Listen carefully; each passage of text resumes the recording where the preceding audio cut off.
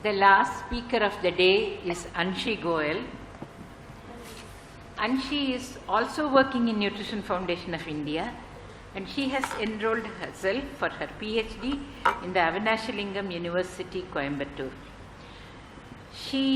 Her PhD dissertation research work is dual nutrition burden in women from low-income group families. Actually, her thesis consists of two parts. One is to study the effect of age in relation to nutritional status. The other, what was asked in the morning, what is happening to lactating women during longitudinal follow-up? Is the loss of weight during the first 6 months of lactation a reality today, or is it one of those things that disappeared when women gained 5 kg between 1980 and 2000? So today she will be presenting that part which is in relation to age in the dual nutrition burden era, non-pregnant, non-lactating women, and what are the changes that you see in women's nutritional status. Yes, Anshi. Thank you, ma'am. Here I am going to present dual nutrition burden in urban women from low middle income families. Introduction. Developing countries like India are currently undergoing economic, social, demographic, health and nutrition transitions. India has been facing dual nutrition burden and consequent health problems in the last 2 decades. Data from all the surveys indicate that prevalence of both under and overnutrition are higher in women as compared to men. In the last 2 decades, there has been a steady and progressive increase in overnutrition and associated NCDs. Data from NFHS4 showed that in Delhi, a predominantly urban state, prevalence of overnutrition is high, especially among women. Here the objectives to assess prevalence of under and overnutrition in non-pregnant, non-lactating women belonging to low middle income group families. Study design and methodology. A mixed longitudinal study in NPNL from urban low income households from 3 South Delhi ICDS blocks. Identify households with NPNL women, obtained consent form from women who are 18 and year of above, recorded socio-demographic data in pre-tested questionnaire. At the time of enrollment, measured height by stature meter, weight by digital weighing balance, and mid upper arm circumference, waist and hip circumference by vernier tape.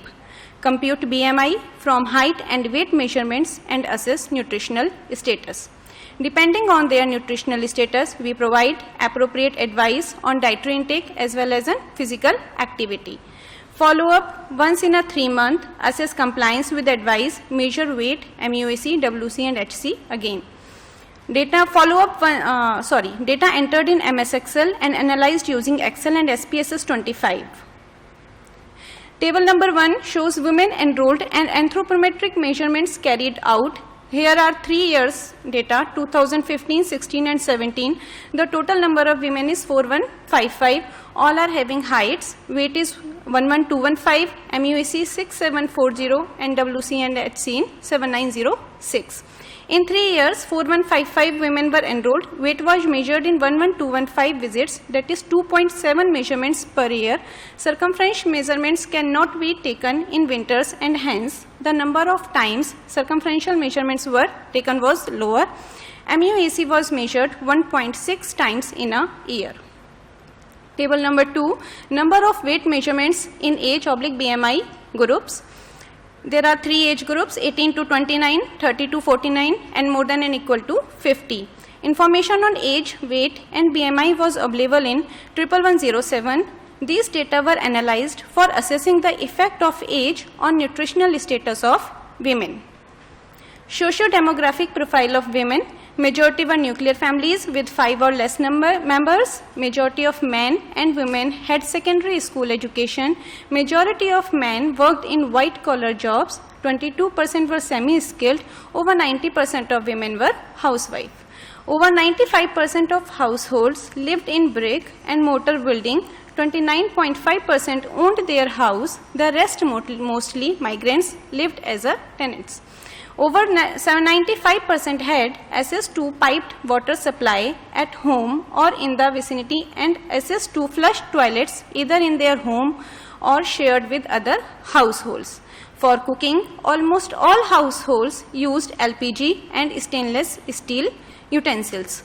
Over 90% owned color TV, which was their main source of entertainment. If the household possessions are considered, these households belong to low middle income group. Because of urban housing constraints, these families lived in 1 or 2 rooms in overcrowded, unhygienic localities. These families stated that they were food secure. If needed, they accessed subsidized food grains from public distribution system and availed ICDS supplementary feeding programs. Anthropometric parameters, anthropometric profile of women. There are parameters: height, weight, BMI, MUAC and HC. Here mean plus minus ST. Height does not change in adult women, hence taken only at the time of enrollment. These women were relatively short. Mean height is 151.7, mean weight is 57.5. These women had relatively high mean of BMI, MUAC, WC as well as HC. Nutritional status and adiposity among women. Prevalence of undernutrition was relatively low, that is 7.9%, 44.4% are normally nourished and 47.7% are overnourished. About 40% had high WC and had 25% high HC. Anthropometric measurements in relation to age. Here this is a graph: height, weight, BMI, and in 3 age groups: 18 to 29, 30 to 49 and more than and equal to 50. These differences in mean height between the 3 age groups were very small: 152, 151.7 and 151. With increasing age, there is a progressive increase in mean body weight, and these differences were statistically significant. There was also a progressive increase in mean BMI, and these differences were also statistically significant. Circumferential measurements in relation to age. Again, in the 3 age group, there was a progressive increase in mean WC with age. There was an increase in MUAC and HC with age, but these were of a lower magnitude as compared to WC. Nutritional status of women in relation to age. Here, even in the 18 to 29 age group, prevalence of undernutrition was low, that is 12.1%, 54% are normally nourished and 33.9% are overnourished. There was a steep increase in prevalence of overnutrition with increase in age. In the over more than and equal to 50 age group, 68.4% of women are overnourished. Prevalence of adiposity in relation to age. Prevalence of adiposity as assessed by high WC and HC were seen right from 18 to 29 age group. Adiposity increased with age. In each age group, prevalence of high WC was higher as compared to high hip circumference. 3/4 of women aged 50 years and above had high WC and 41.7% of them had high hip circumference HC. Anthropometric circumference measurement in relation to BMI. Mean height, weight, BMI, MUAC, WC and HC in undernourished, normally nourished and overnourished women were computed. The differences in mean height in undernourished, normally nourished and overnourished are very small and were not of any physiological significance. There was a progressive increase in mean weight, BMI, MUAC, WC and HC with increasing in BMI, and all the differences are statistically significant. The next, prevalence of adiposity in relation to nutritional status. None of the undernourished women had high waist or hip circumference above the cutoff levels. Among normally nourished women, 8% had high WC and 1.4% had high HC. Among the overnourished women, 78% had high WC and 51.3% had high HC. Mean MUAC and HC increases with increase in BMI, but are similar across all age group. In contrast, mean WC increases both with increasing age and with increasing BMI. These data indicate older women are prone for abdominal adiposity as assessed by waist circumference, not only when they are overnourished but also when they are normally nourished. Prevalence of adiposity in relation to age and nutritional status. For any given age and BMI, prevalence of high WC was higher as compared to high HC. High HC was seen in women with high BMI across all age group. High WC was seen even in normally nourished women. With increasing in age and BMI, prevalence of high WC increased. All women in any age group who were overnourished had high WC and HC. There is summary and conclusion of this study. Data from the present study indicate that among the urban women from low middle income families, prevalence of undernutrition was low. Over 40% of these women were normally nourished. Efforts should be directed to ensure that these women continue their current dietary intake and lifestyle, remain normally nourished and healthy. Nearly half of the women were overnourished and over 40% have high abdominal adiposity.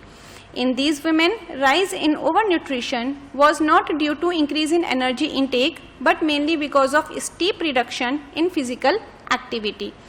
Focused attention on improving physical activity can help them to halt rise in overnutrition and related increase in non-communicable disease rates. It is imperative that overnourished women are advised to seek nutrition and health care for effective management of overnutrition and early detection and management of non-communicable diseases. Thank you. Thank you, Anshi. It's really nice to see that all our students have adhered to the time and completed their presentation within the allocated 20 minutes time. Good. Any questions?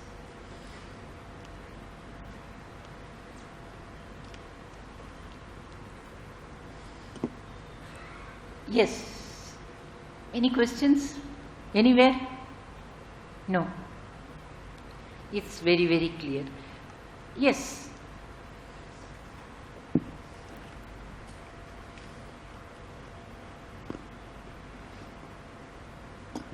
Ma'am, the presentation was extremely good. I just one question from you, ma'am. Ma'am, as per this presentation, that weight increases by the time the lady touches by 50. We have got ICMR values. The calorie intake does not decrease while we are at certain age group. We don't look into the age group. We look into the sedentary activity, moderate activity, physical activity. Look into that. We understand that activity definitely must have gone down, so that the weight must have gone up. But as per the calorie requirement, what should I suggest my patients? Should they not decrease their calorie intake by 10 to 20% as they increase, because their body metabolism is also going down? Very good question. As we grapple with dual nutrition burden, we have two major changes made in both Indian RDA and in global RDA. We will come to Indian RDA first. Global RDA is essentially on the same lines, and Indian RDA took global RDA into account.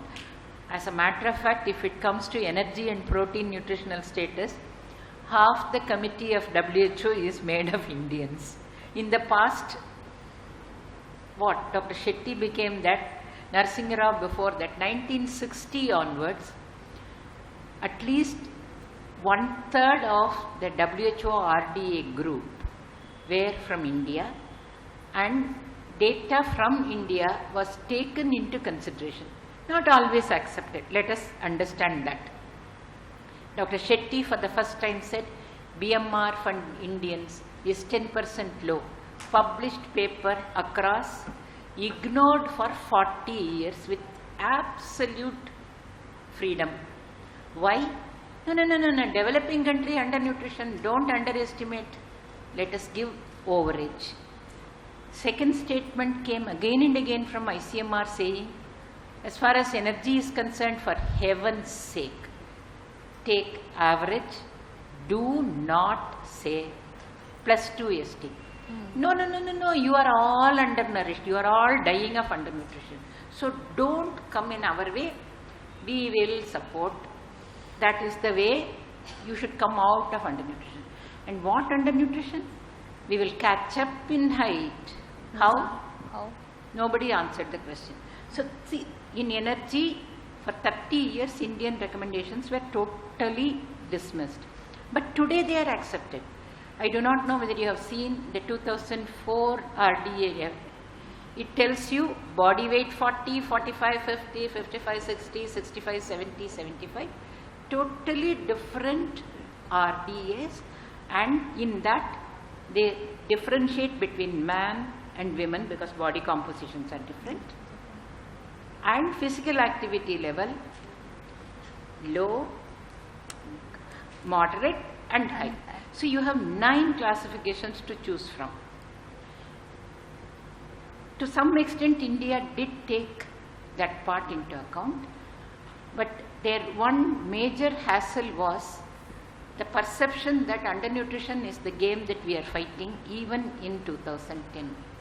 So contrary to several Indian scientists pleading that please take BMI for a given height in adult as the reference standard, if at all you need a reference standard, they followed the usual pattern that you will take current height plus 2 SD because that is the attainable height for the BMI they took correctly.